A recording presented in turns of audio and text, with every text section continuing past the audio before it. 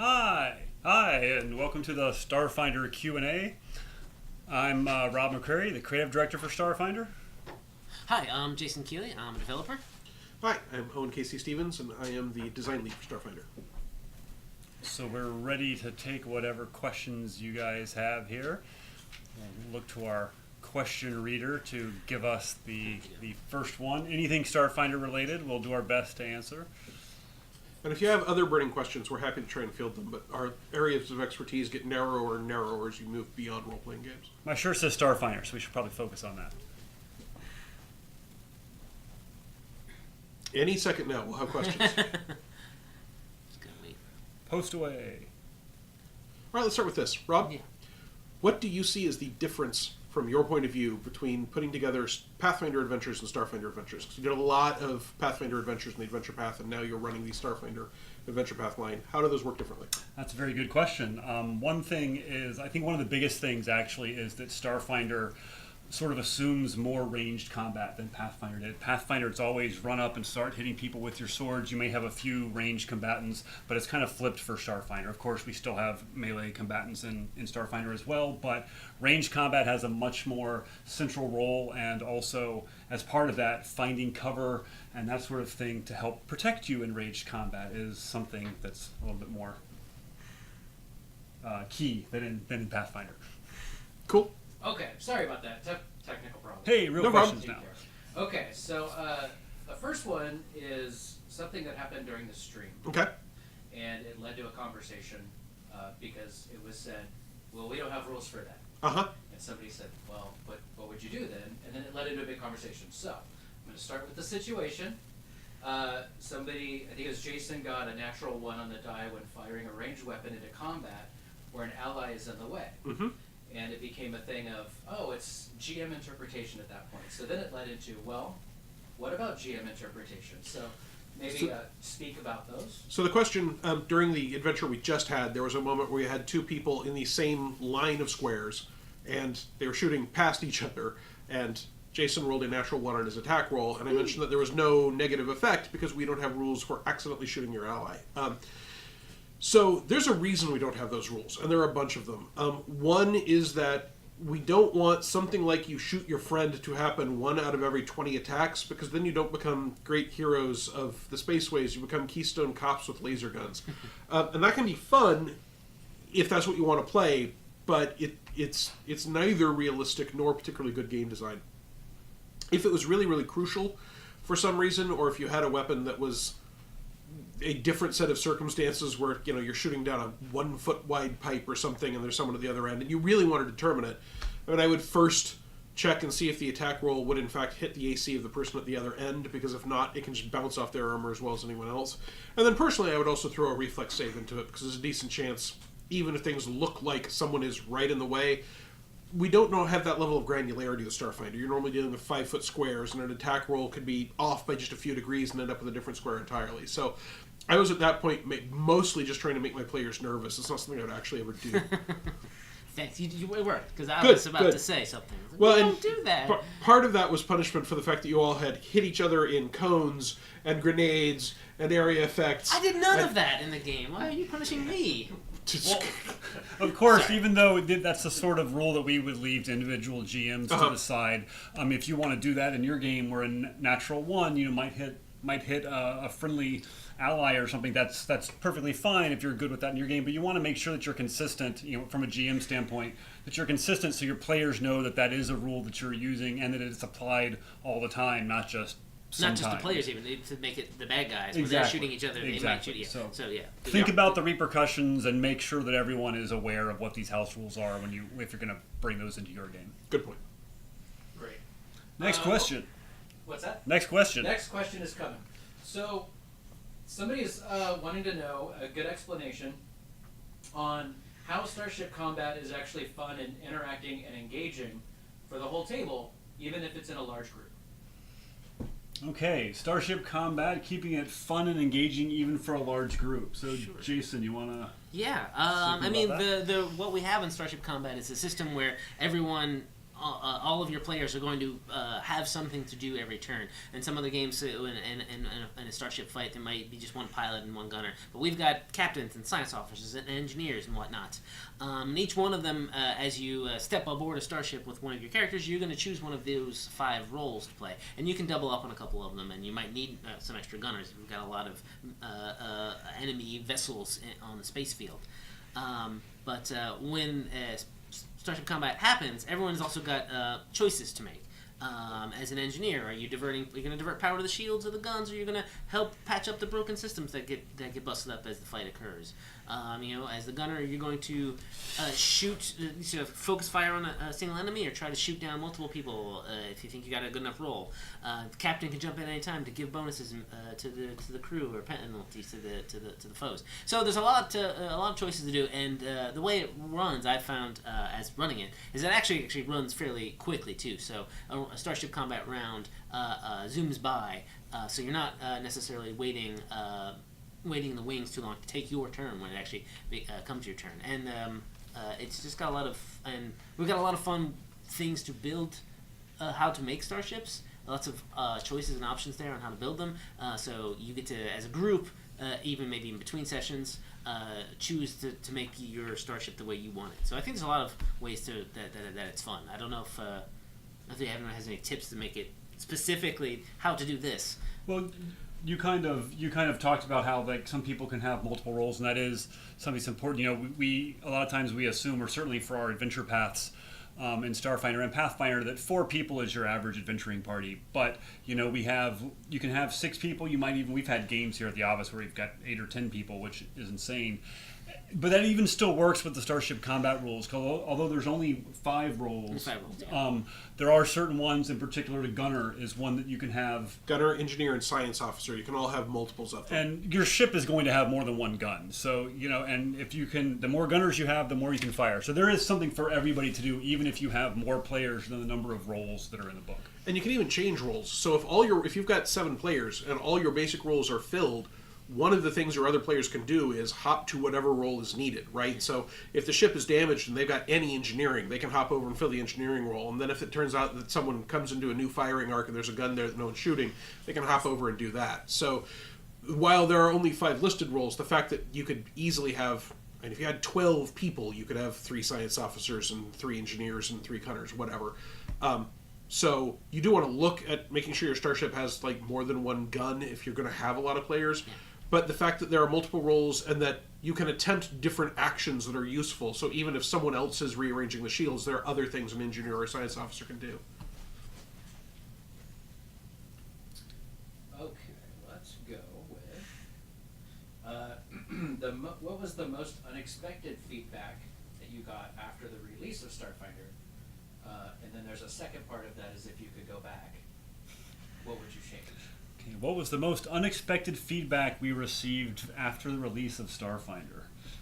Anybody have something that immediately comes to mind? I was surprised how popular Yosoki's cheek pouches are. Not just Yosoki as a race, but the fact that they can shove, by the rules theoretically, up to 19 grenades in your cheeks. And if you've seen chipmunks with 20 nuts in their mouth, that's not biologically unreasonable. But there is a set of players that are really excited about that feature on that race. And a lot of us thought that Yosoki would be popular, but honestly, the cheek pouch thing came in to them relatively late in their design.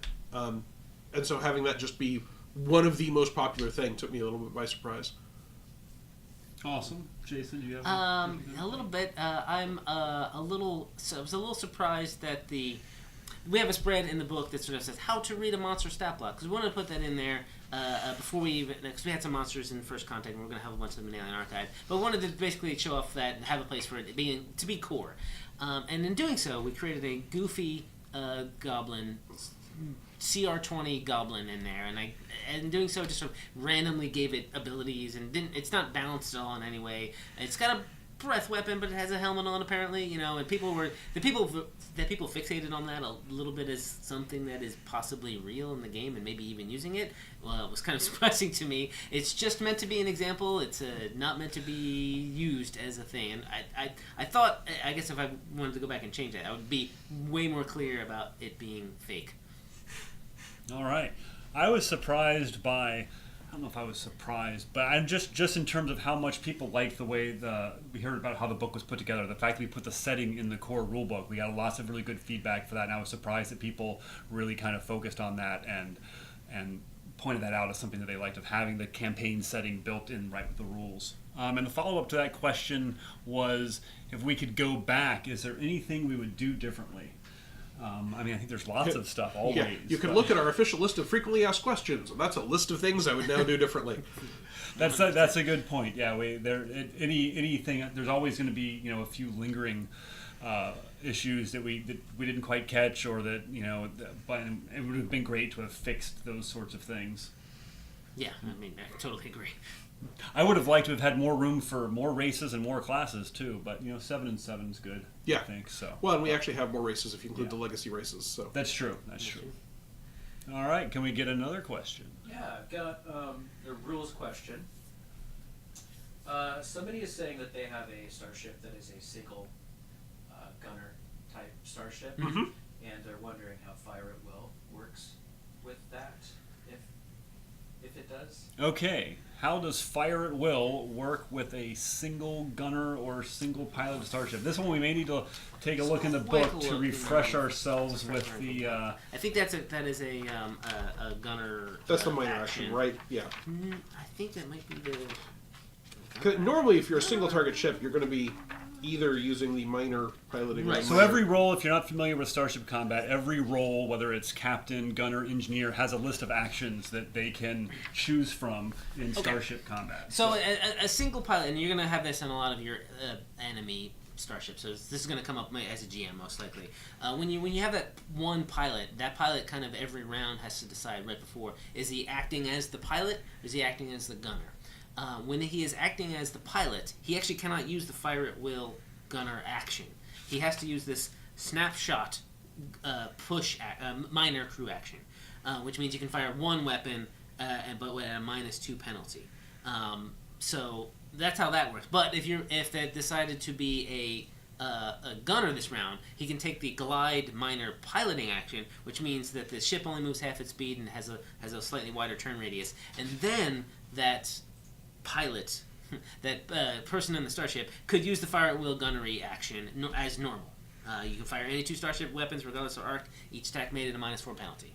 That's how that works. So the whole select a role is something you have to do anyway, because as mentioned, you can switch roles. Yeah. So it's just even if you're the only person on the ship, you still have to select a role because that determines which of these things are available to you. I mean, basically, you're just sort of like, is that person in the spaceship sort of focusing on the piloting part of the computer or the gunning part of the computer that's right in front of them? They don't have to like get up and go anywhere because it's just a fighter jet essentially. And just to interject, one of the things that happens a lot with starships is people are like, how do you ram someone? How do you do boarding actions? How do you do planetary bombardment? We put everything we could into the core rulebook. Those are great questions, and I presume we will, when we can, get to filling them out. Just like there are like more wizard spells in Pathfinder than just in the core rulebook. Those options expand. We just need the time and the right venue to get that material out. Another rules question for you. All right. What happens if you use your mechanic's energy shield and have a force field armor upgrade or the feat barricade? Okay, so this is what happens if you, in case you can't hear our questions, if you have a mechanic with the force field, or energy shield, and what happens if you use that in combination with a force field or with the barricade feat? There's actually a FAQ coming up about how energy shield and force fields work together. We're actually discussing how we're handling all of those questions. And so I don't want to speak to it right now because that's literally downstairs on my desk, and my memory of what I think we're going to do might not turn out to be accurate. But it is something we are looking at. Barricade really doesn't enter into it. Barricade allows you to create a piece of cover, and if you created a piece of cover, you have a piece of cover. So you'll get the piece of cover. You can't have your force field or energy shield temporary hit points apply to your barricade, just like you can't have them apply to anything else. To an ally. Right. So barricade is sort of a separate part of that question. It just works normally. How any multiple sources of temporary hit point stack is something that we're looking at. Perfect. Somebody is asking also when playing Starfinder without minis or a map, what kind of things would the GM/players need to get in mind beforehand? All right, playing Starfinder without minis or a map. What do players or GMs need to keep in mind or think of with that? So I refer to that as theater of the mind. A lot of our PPG people do. I actually did that for a stream I did back before the game came out. We had a bunch of different podcasters and bloggers get together, and I ran a theater of the mind game for them. So the main thing that you have to keep in mind is positioning. As the GM, you need to make sure your descriptions are pretty clear on where are things and how hard are they to get to. And from my point of view, err on the side of the PCs being able to do what they want, right? If we haven't put the miniatures out and the Vesk says, well, can I charge that guy? If you constantly say, no, you can't charge them because there's probably someone in the way so you can't get a straight line to charge them, that becomes frustrating, that detail that they don't know because they don't have a visual reference comes in. Now, if you make it clear, hey, there's a swarm tyrant and he's surrounded by 50 minor swarm guards, then you've made it pretty clear they don't have a straight line to him. But anything that isn't part of the core description in general, is that in range? Can I bounce a grenade down that hole? Whatever. I just, generally speaking, if it sounds even half reasonable, go with yes, because that way the game keeps going forward. That's a fair point. Yeah, I would say it's sort of a similar thing. So if you're going to GM not using minis or map, just you're gonna get a lot of questions from your players. So be prepared to answer them. Don't get too frustrated or a snap. And as players, ask those questions because you don't. The GM might have a different picture in mind than you, so you all have to square that particular circle. Oh, I think one issue that can come up, particularly in Starfinder, which we talked about sort of at the beginning, was about the ranged combat. We have ranges on abilities, ranges for weapons, and with a map, it's hard. It's hard without a map or minis. It can be hard to track that. And there's kind of two ways I would say that you can handle that. Either be the GM should come up with some sort of thing like, oh, you're about 100 feet away. That's something that's easy for people to remember, or you can kind of do away with that completely and just kind of assume that everything is within range. But you want to make sure that your players are aware of which way you're doing so they know if they need to sort of move up to do that. That can be kind of interesting. You just kind of pick a range to start, and then everybody can kind of maneuver within that. If it's, oh, we're talking about 100 feet or 200 feet, then they know, okay, I need to move 40 feet so I can get within my 60-foot range, for example. There are, however, times in which not having a map of miniatures can be an advantage, right? If it happens that all the PCs in your group own sniper rifles, and they are going up against another group that all own sniper rifles, you might be better off not having a map if you're going to have two people shoot at each other from 2,000 feet, and that's going to be the fight. And that can be fun and interesting, too. You just need to look at when that is appropriate and what the benefits of it are. I would say also, even if you're not using, a battle mat or flip mat and minis and stuff, it still can be useful to have maps as a visual aid, if nothing else, just to whether it's, photocopied from an adventure or just even sketched out so you can show people you're in this room, this is where the doors are. It doesn't have to be to scale and everything, but I know I'm a visual person, so even when we're doing theater of the mind stuff, having a few visual cues to latch onto can be really handy. Great. I have one here that says, being involved with Starfinder from front to back, what are the things that stand out as really amazing memories? Really amazing memories from working on Starfinder from the very, very beginning. So, Jason Keeley has run this playtest fight on a experimental goblin-infested ship that I have now played 3 times with 3 different characters with 3 slightly different groups, and it's a little different each time. But one of the things that they mentioned in the game that I just streamed was that game played totally differently because the Technomancer got a hack curse in the very first encounter, and the whole game played out differently as a result. There are a lot of things like that where the decisions you make and what room you go to and what abilities you have can cause the game to play out very, very differently, even when it's the same thing. And I think the second or third time I played that adventure, I was like, I've done this 5-room adventure over and over, and I'm still enjoying it, and I'm still not sure what's going to happen. So I very much enjoyed how the various options in the game can result in different results every time you run through it. Cool. Thank you. That's a great game. I wasn't technically involved at the very beginning of Starfinder. I was kind of brought in a little bit, maybe, half-ish, well, less than halfway through. And so, but the... I was going to say one of the things that I thought was kind of thing that I did at one point was I had and took up to not this conference room, but one of our other conference rooms, and just kind of ran a couple Starship battles by myself. So it looked weird and sad to me going, roll, I'd roll, and I'd keep all this numbers in my head, oh, that guy hit, that guy, and then mark that down, this guy, and it's just moving ships around on a map by myself. And that was kind of a neat thing that I obviously never done any kind of other job that I've ever had. So I thought that was pretty cool. For me, I think it was seeing sort of the things that we concepted very early on and how they went through the whole process, because I think this was interesting. We were creating both a new game and a new setting, both of which were based on an earlier game and an earlier setting, but had new things. So there was lots of discussions about what things do we want to keep from Pathfinder and from that setting, what kind of new things do we want, and the various iterations that went through both in game design and story design, and then we got to see art for them and just their whole development over the whole process. From whether it's the classes and the races to some of the planets and stuff that we did in the setting chapter. It was just really cool just to see the evolution over the whole time from beginning to end. That's what I hold the best. Yeah, and you mentioned the art. I got to say, Sarah Robinson did an amazing job making all of these books look just incredible. And one of the really fun things about this is that you'll say, hey, we're going to have a grind blade, and it's going to have sort of this razor edge. We don't have time to go into a whole lot of detail about what a grind blade is. And then you send that off, and then the art department comes back, and they're like, here's all this amazing stuff you get to look at. Looking at fun science fantasy art is fun, but when you got to think of the stuff that they then illustrate, that is even more fun. And so entire species have come to life, and getting to see the Vesk and the Shirin, which are new races, how they're starting to have a cultural look, and their starships look different, and there are all these things that link them together. Getting to see that from the beginning is a little different from coming in later and just saying, oh, there's all this neat stuff. Nice. Got somebody asking about how pretty much every fan is asking for additional content, and people are asking for more variety in space combat.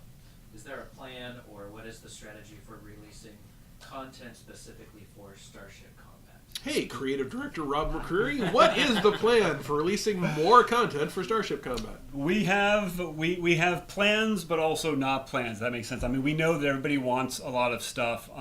We hoped, but we would not really know that Starfinder would be everyone would love it quite as much as it did. So we've started off with a pretty slow schedule. We're trying to ramp that up, and we need people for that, and we're still doing Pathfinder.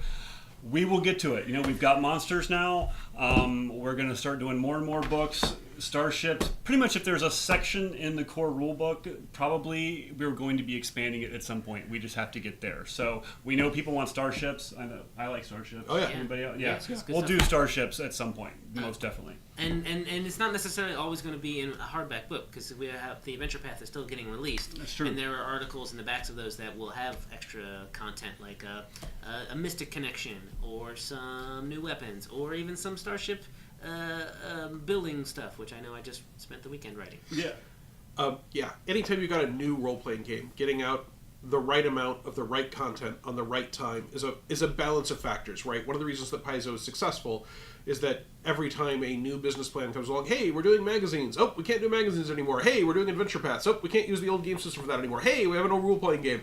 Those adjustments aren't easy, and the fact that Paizo has successfully transitioned from plan to plan to plan is one of the reasons Starfinder exists and is doing well, but that transition has to be handled carefully. So we need to have the right people, the right scheduling, the right size books, etc. We've got some really great executives that help make those decisions. Rob is helping make those decisions. We will produce the content as fast as we can, but as fast as we can includes man hours and art hours and what time do we have at the printer, and there's a bunch of things that all have to come together, and that's a really complicated thing. So I know it's not satisfying necessarily for us to say, as soon as we safely can, but Paizo's still here, and a lot of companies that were around 12 years ago aren't still here. So that approach of making sure that the company isn't destroyed trying to get you a better game is, I think, kind of obviously the best way to handle that.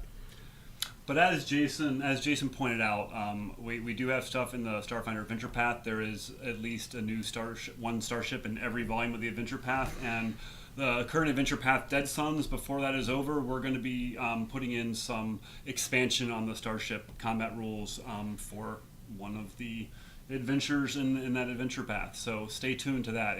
They'll hopefully scratch some of your Starship itch. I got. There's a riding drone mod for the mechanic drone. Is the intention that a drone with this mod is still subject to the encumbrance rules, such that a rider with the drone mod who weighs more than half the drone strength score in bulk would encumber the drone? Well, as we flip through the book, I mean, in general, the encumbrance rules do cover everything, whether that's your character or a drone or a monster and that kind of thing. I think Owen is going to look. I mean, it specifically says to carry the rider as a combat-trained mount.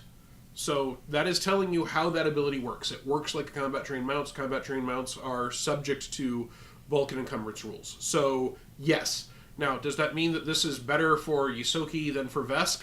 Yep, sure does. And, again, this is the core rulebook. There will probably be things that build on this as we go. We were trying to have the core set of options that we think were most crucial, not just for your characters right now, but as building blocks that we can build on as the game goes along.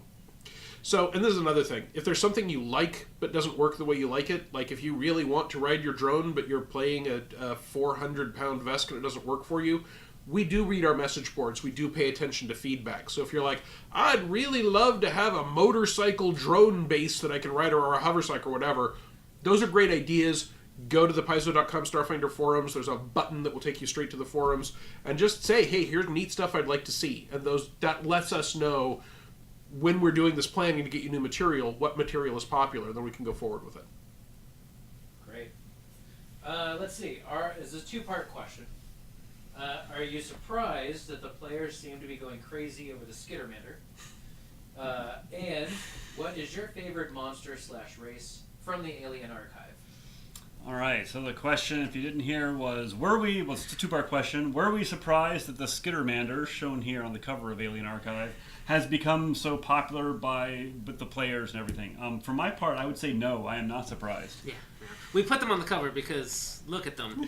And when we saw them, we knew people were going to go crazy. The cover has Skittermanders and a dragon and a robot. The love of dragons and robots are pretty well established in genre gaming. The fact that we put a Skittermander on the cover with them gives you a pretty good idea how popular we thought they would be. So what's your favorite thing? Look at those eyes. What's your favorite thing from the book, Rob? My favorite thing from Alien Archive is the Aeon Guard, the sort of armored troopers of the Aslanti Star Empire, because they're cool. How about Pretty you? cool. I have so many favorites. It's I hard gotta to pick pick. one. I had to pick. I have one I want to pick for a very specific reason. So the Akeshti are the sort of red-skinned lizard folk who live on our planet Akaton. They have an interesting life cycle. They kind of start small, then they kind of have this rutting period, and if they don't, they go mad and get large and just sort of wreck the place. But then once they do mate, they shrink back down. But most importantly, they have player character rules, and one of the abilities you get if you want to play as an Akeshti is the ability to squirt blood out of your eyes. Yeah, who It's doesn't good love fun. that? Who doesn't want to squirt blood out of their eyes? Skittermanders. The other people sitting here at the table perfectly well know what I am going to as my favorite creature in here. Oh, yes. Yes. There's no doubt in their eyes, and that is the Nuar, which are the size medium albino minotaurs that are technophiles and live on Absalom Station. First of all, size medium albino minotaurs are cool, just objectively by themselves. They've got maze cores, so their love of labyrinths has allowed them to create variable purpose technology, but also this is the one thing I asked to be in this book, right? I was busy doing other stuff. I literally said I want one thing. That's because this is an Easter egg that goes back to the very first thing I wrote for Galarian's universe. The very first thing I ever did, back before there was a Pathfinder role-playing game, I wrote and had the Nuar, and it is near and dear to my heart. So that Easter egg is the biggest Easter egg I have put in any Paizo product to date, and I'm just delighted by both how it turned out and how a few people are hunting down that particular origin story. Okay, so we've got another one. This is concerning the Ninja Division Kickstarter that's going on right now that should be finishing up in a couple weeks, I think. Mm-hmm. When it comes to that, how well do you feel that the casts that they've been showing off connect to the amazing artwork that we've been finding in Starfinder? And can you expand on what you're excited about with the minis, just in general.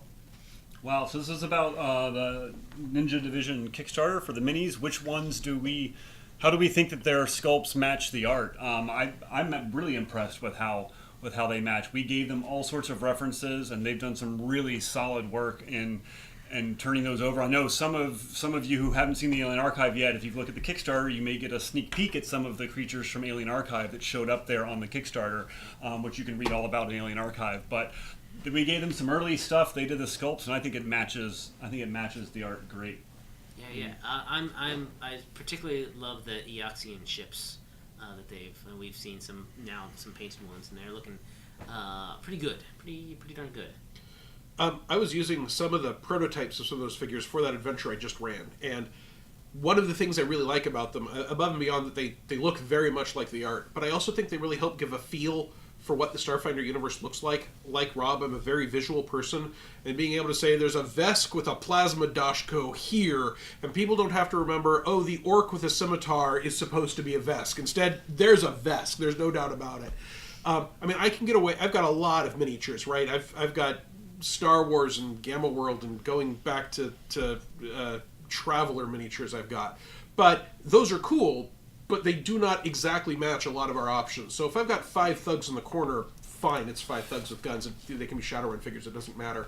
But if we want specifically, hey, here's a Lashunta, here's a Shirin, here's someone with a Dashko, here's a Paladin with a plasma cannon, those are things that really, I think it adds to have at least a few of those figures that really bring that look and feel of that cyber fantasy world to your tabletop. This is one of our favorites, and I don't know if you can see this. This is in the core rulebook in the Legacy chapter. This is the iconic Pathfinder Paladin Sela done up as a future with her holy plasma cannon, which early on, Owen in particular was fond of saying, we will have holy plasma cannons, and we do, but the Ninja Division for the Kickstarter is doing a special mini of Sela, the Space Paladin, and I think all of us were really happy with that, because that was a fun little thing, and so it's kind of a Easter egg back to Pathfinder. You can find it in the core rulebook, and you can get it available on the Kickstarter as a mini too. It also speaks to how amazing the art in this book is, that it translates to 3D well, right? You can draw something that if you try and do a 3D version of it, as soon as you turn it 15 degrees, it's got one weird arm or something. And so if you hold the sculpts in the position from the angle that the picture is, they look almost exactly like that. I mean, sometimes, the antennae have to be a certain thickness on a Lashunta or they'll break off. But beyond that, it looks great, and that all brings to the fore how good the art in this book is. Can we get another question? Yes. If a player or a group of players were coming from 5e, how complex is Starfinder in comparison? All right, players and GMs coming from 5e, how complex would they find Starfinder? 1.2 times more complex. That is a very specific example. Answer that with a number. I think it's a touch more complex, but it's still very understandable. It's pretty fairly easy to grok. We have sort of come back a little bit on the complexity from Pathfinder on purpose to sort of introduce this game to new players. People might not be familiar with role-playing games altogether, and I think they'll be able to pick it up pretty quickly. We really made an effort to make the game approachable for both experienced gamers and new people. I mean, yeah, we had this hefty book that looks pretty intimidating, but a lot of this stuff a first player or beginning player does not need to know. There's a whole setting chapter, which is good for overview, but is not key. Equipment and spells take up a lot of space, but you only need to know about the equipment that your character has. If you're not playing a spellcaster, you don't need the spells. So don't think that that someone's going to have to read this entire book to even play. You can read the very beginning about making characters, go in there and start play, and look up rules as you need, and get started that way. And similarly, our adventure path, which starts at first level, it assumes that you've got this book and you have some familiarity with it, but if you're a game master, don't feel intimidated, again, by that whole volume. If you're running a first level game, you don't have to worry about 3rd through 6th level spells. They're not going to come up. So you can take that adventure path, and it will walk you through those early processes to try and get the game run. We've got an example of play in here, etc. So we really want this to be a game that people can pick up and play with any role-playing experience. It takes more effort if you have no role-playing experience, but even so. And we've had a lot of success. I've had a lot of people at conventions come up and say, I haven't played a role-playing game since 1st edition D&D, and I picked this up fairly easily. So Let's see. Are there any systems that were not touched upon in the core rulebook that you're wanting to add? All right, systems not in the core rulebook that we wanted to add. Yes. Always. I mean, you know, we come up with so much stuff in practically every book we do at Paizo. We could put more if we had endless time and endless manpower. But anything specific. There are two things I really wanted to put in this book that we literally did not have time and room to put together to the degree that we need for them to be a benefit to the system instead of just crust. I really would like to examine science fiction martial arts, Fist of the North Star, and the various different fighting techniques that Jedi have, and all of those sci-fi martial arts fighting things that are fairly common in science fiction, but not as common as blasters, that we don't really have the space to cover in this book. So that is one area I'd like to expand. The other is mecha, right? Giant robot mecha. That's all, objectively, all science fiction is better with mecha. But again, both for the rules and for the setting, we have to find the right place to add that. One thing I know people brought up, asked a lot for, and I realized that, yeah, if we had the time, we would have added in here. Specifically for starships, we don't have a Rogue Squadron style way to play, right? The way our starship combat works is more Firefly or even Star Trek, where it's everyone's on the same ship. But we don't have everyone gets their own little ship and gets to fly it around and do fun dogfighting maneuvers that way. So that's something that I'd like to take a look at and add in the future. Yeah, I would say for me, mechs was also another really big thing that I wanted, even though I'm stealing Owen's answer. That's something we definitely wanted to do, and we were like, well, can we use vehicle rules? Can we use starship rules? And we realized they needed their own specific rules, and I'm sure they will come forward at some point. And now I'm drawing a complete blank on any other systems that we kind of wanted to play around with. Is there anything else that... There are other things I would love to see some rules for building custom weaponry or custom armor or custom powered armor, but those are things that just designing that system so that it can't be broken and is still useful takes a lot of design time above and beyond actually writing the words, and that is not something we've been able to put together yet. And again, we literally had no way of knowing how popular Starfinder would be. We knew it'd be popular, or we wouldn't have put in the time and effort for such a gorgeous hardback book of this size. But whether or not people wanted more science fiction or more fantasy or whatever is just information we couldn't have till the book was out. So one thing we didn't end up in the core rulebook, but we got over into Alien Archive was summoning abilities, which kind of makes sense in a sort of monster book. And so here's some stats things you can summon. So that'll get in, and maybe in the future, one other thing that didn't quite make it over from, say, Pathfinder was the polymorphing stuff, the ability to change your own. There's a little bit of that, because reptoids have to change their shape, right? Look at different people, there's still that, but there's no form of the dragon, no wild shape, that sort of thing. But that would be nice to sort of sci-fi that up a little bit, maybe, and use that in the future. Great. Okay, so I think I'm just going to ask the question, and we'll just answer it as best we can. Somebody is running a Starfinder game at a con in January. They want to mix some magic in from Pathfinder. Uh-huh. They're asking if that's possible. If so, do you have tips on how to port magic into the Starfinder game?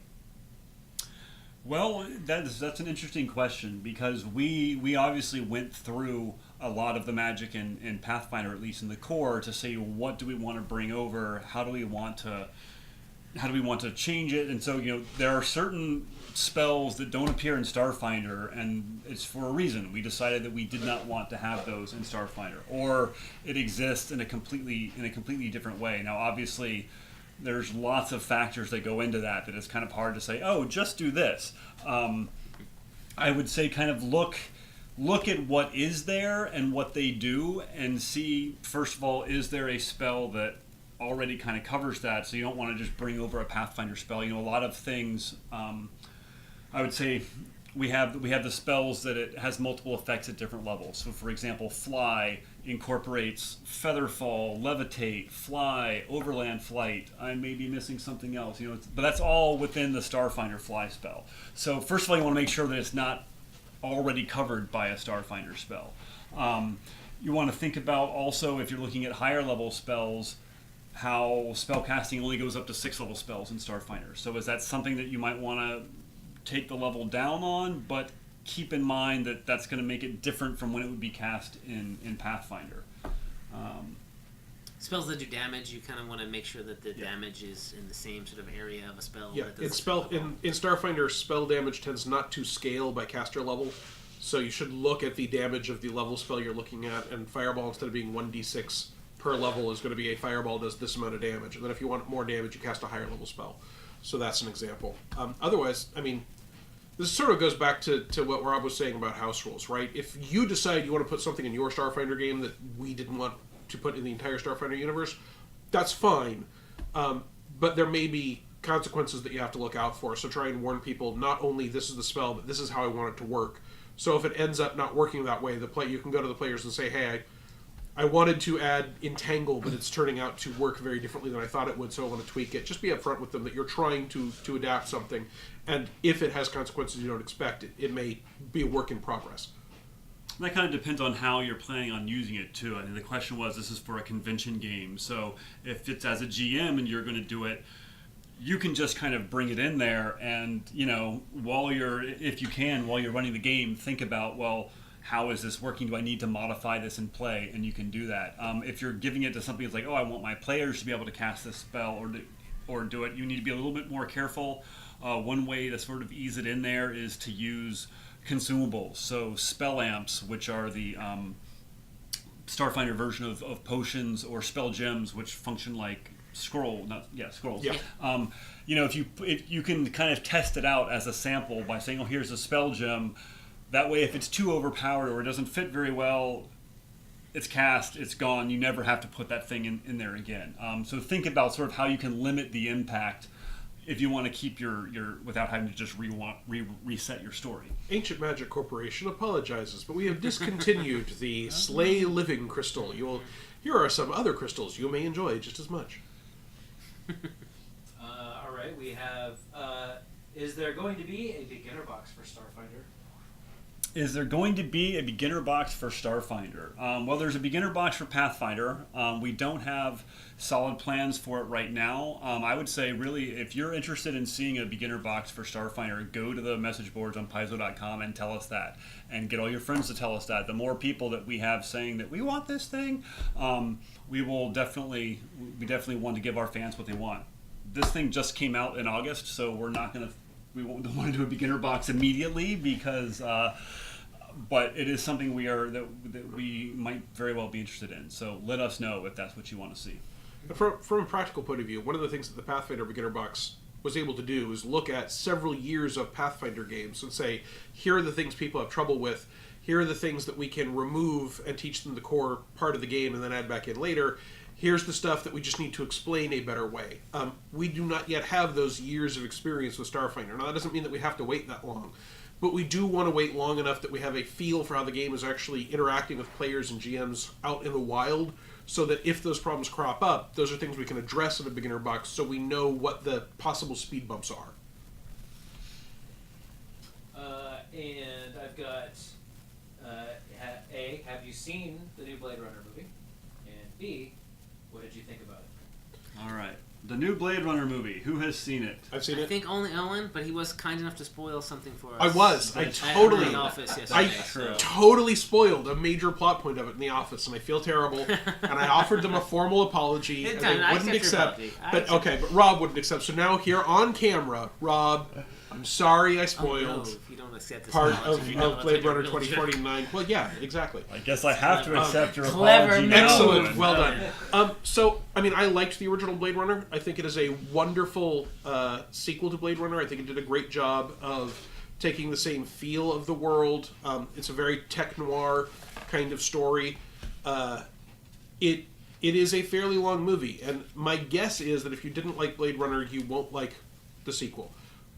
If you did like Blade Runner, obviously this is not exactly the same story, so you still might not like it. But everyone I saw it with enjoyed it quite a bit, and I would happily sit and watch it again. It's very thematic. It asks more questions than it answers, which I really like in a science fiction film. Its world building is gorgeous. They do a lot of fascinating things with branding and what's still around and history and the question of identity. And I think it's wonderful. I'm planning on seeing it. I watched the director's cut of the original this past weekend in preparation. So I'm ready to see the new one. I just haven't yet. Yeah, I'm sure I'll see it at some point in the future.